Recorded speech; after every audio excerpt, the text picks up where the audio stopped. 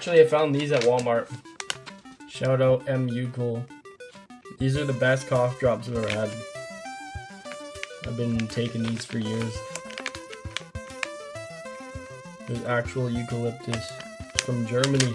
Fisherman's friend? Dude, I met a chick who would eat those like as candy.